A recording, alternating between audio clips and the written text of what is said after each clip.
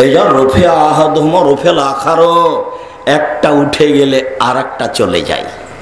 লজ্জা চলে গেলে ইমান চলে যায়, ইমান চলে গেলে লজ্জা চলে যায়। দুটা একসাথে আছে। লজ্জা আছে যার, ইমান আছে তার। লজ্জা নেই যার, ইমান নেই তার। সম্মানিত দিনী ভাই বোন, ইমান যত বেশি হবে পাপ তত কম হবে।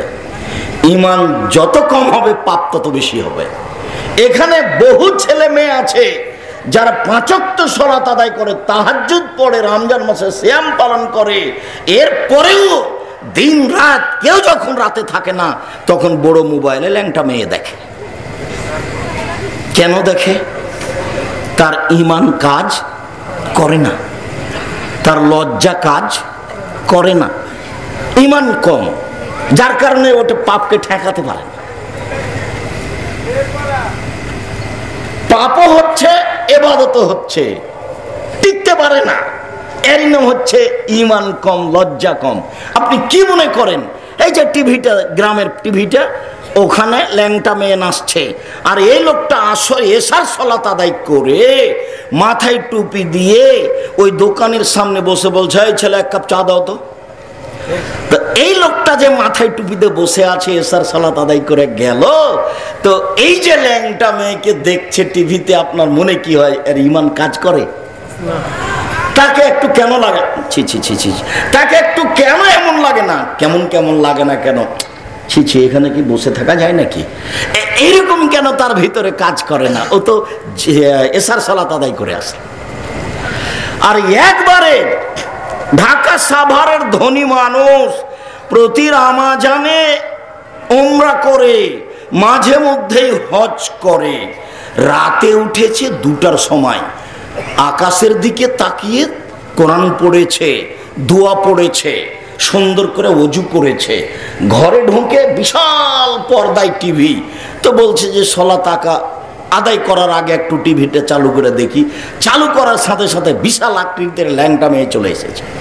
কোথায় যে তাহাজ্জুদ হারিয়ে গেল। ইমান ভিন্ন জিনিস, লজ্জা ভিন্ন জিনিস, দুটো একসাথে লেগে থেকে। আমি বলিনি এই কথা, এই কথা মুহাম্মদ সাল্লাল্লাহু আলাইহি ওয়াসাল্লাম বলেন।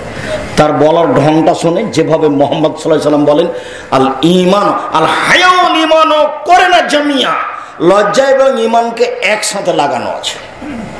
এই যে রফিয়া আহাদুহুমা রফিল আখারো, একটা উঠে গেলে আরেকটা চলে যায়, একটা উঠে গেলে আরেকটা চলে যায়। লজ্জা চলে গেলে ঈমান চলে যায়। লজ্জা নেই যার, ঈমান নেই তার।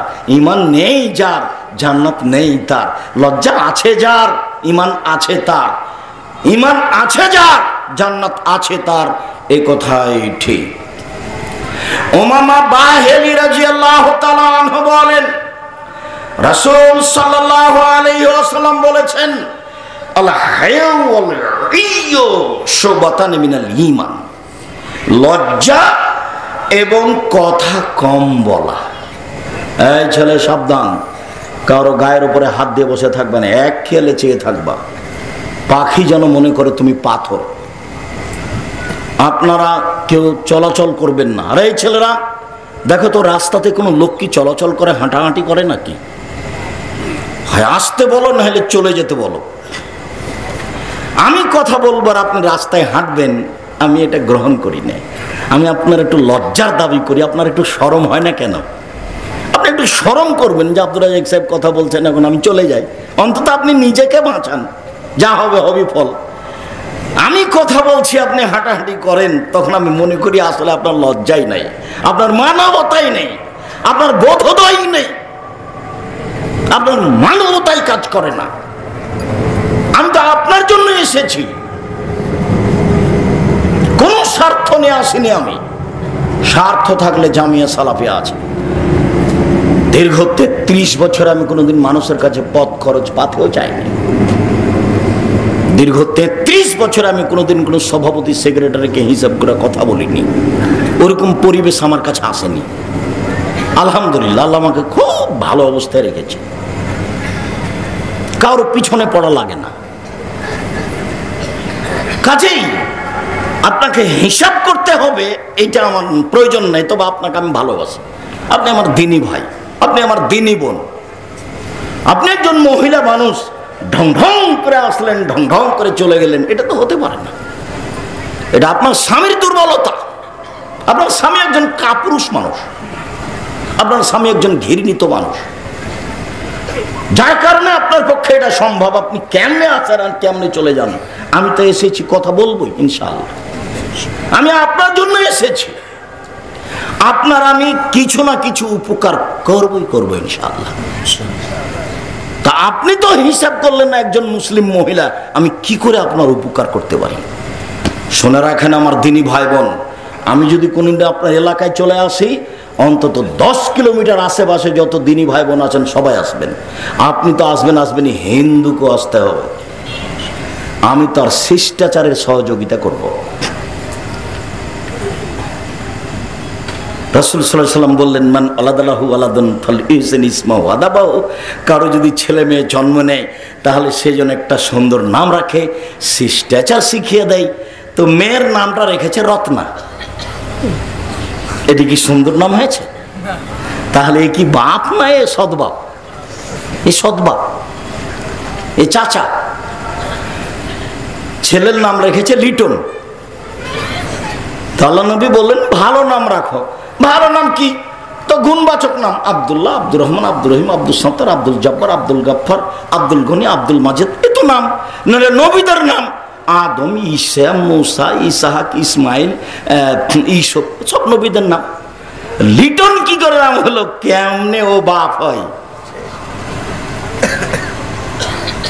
বাপ এ কথাই ঠিক, কিন্তু দায়িত্ব পালন করে না, সেই জন্য ও সৎ বাপ।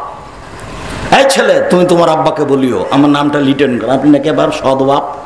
আব্বা আসলেই কি আপনি আমার সৎ বাপ নাকি? বিষয়টা বুঝলাম না। আব্দুর রাজ্জাক সাহেব এত শক্তভাবে বললেন কেন?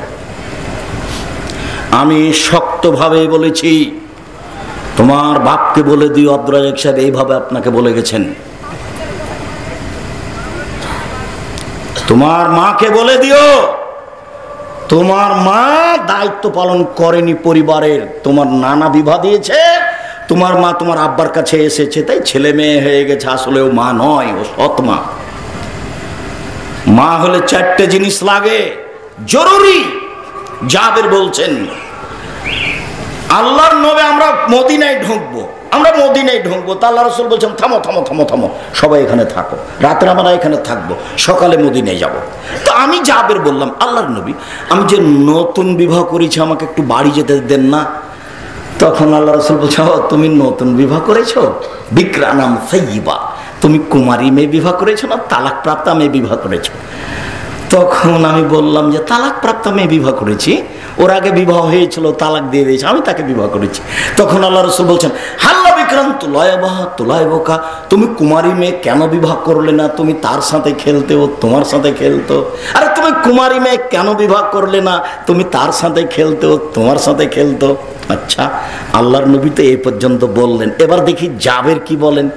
জাবের বলছেন, আল্লাহর নবী আমার আব্বা উহুদের যুদ্ধে শহীদ হয়েছেন, 9 জন মেয়ে রেখে গেছেন। 9 জন। আমার কতজন বোন আছে? 9 জন। আক্রাহান উযাব্বিজা মিসলাহুন্না, আমি ওদের সমবয়সের মেয়েকে বিবাহ করা ভালোবাসিনি 4টা কারণে। আমি আমার বোনদের সমবয়সের মেয়েকে বিবাহ করা ভালোবাসিনি 4টা কারণে। আমার বোনদের সমবয়সের মেয়েকে বিবাহ করা ভালোবাসিনি 4টা কারণে। 1, লিতুআল্লিমাহুন্না, আমার বউ যেন আমার বোনদেরকে বিদ্যা শিখাতে পারে। 1, 2, বলে তুআদ্দিবাহুন্না, আমার স্ত্রী যেন আমার বোনদেরকে শিষ্টাচার শিখাতে পারে। শিষ্টাচার। 3, ওয়াতুরাজ্জালাহুন্না, আমার স্ত্রী যেন আমার বোনদের মাথার চুল চিরুনি করে পরিপাটি করে রাখতে পারে। 4, ওয়ালা তাকুমা আলাইহিন্না, আমার স্ত্রী যেন আমার বোনদের উপরে পাহারা দিতে পারে। আমার স্ত্রী পাহারাদার। আপনার স্ত্রী আপনার ছেলে মেয়ের উপরে পাহারাদার। কি পাহারা দেয়? আপনার ছেলের প্যান্টটা টাকনুর নিচে আছে, এটা পাহারাদার আপনার স্ত্রী না। এটা এই ছেলে, এটা তোমার মা নয়, এটা তোমার খালা, এটা তোমার সৎ মা। বলে দিও তুমি আম্মা আমার প্যান্টটা টাকনো নিচে, সেই জন্য আপনি নাকি আমার সৎ মা। এই কথা তো আব্দুর রাজ্জাক সাহেব বললেন। আমি প্রমাণ করে গেলাম, তুমি এটাকে আবার উল্টে ঠিক করিও, কিভাবে করবা।